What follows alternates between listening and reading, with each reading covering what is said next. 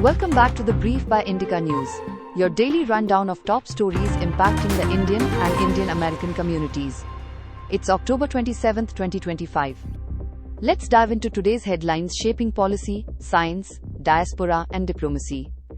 Prime Minister Narendra Modi has announced 2026 as the year of maritime cooperation, reaffirming India's commitment to deepening India-ASEAN ties and ensuring security and prosperity across the Indo-Pacific. External Affairs Minister S. Jaishankar and U.S. Secretary of State Marco Rubio met in Malaysia to discuss ways to strengthen the India-US partnership, focusing on defense, technology, and trade. Congressman Raja Krishnamurthy made headlines after shutting down a Florida politician for making racist remarks, earning praise for his firm stand against hate and prejudice. In North Carolina, an Indian-origin woman from Charlotte was charged with assault after allegedly cutting her husband's neck, and police say the case is under investigation.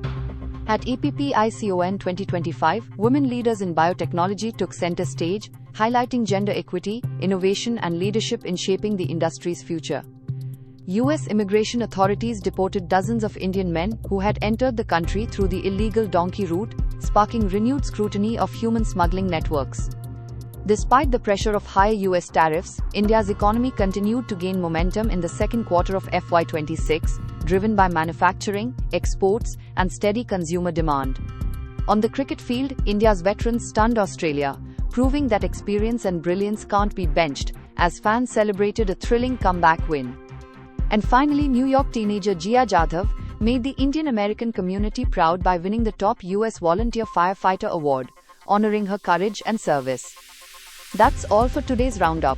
Stay informed with The Brief by Indica News. For detailed stories and more updates, visit www.indicanews.com. Thanks for tuning in. We'll see you tomorrow.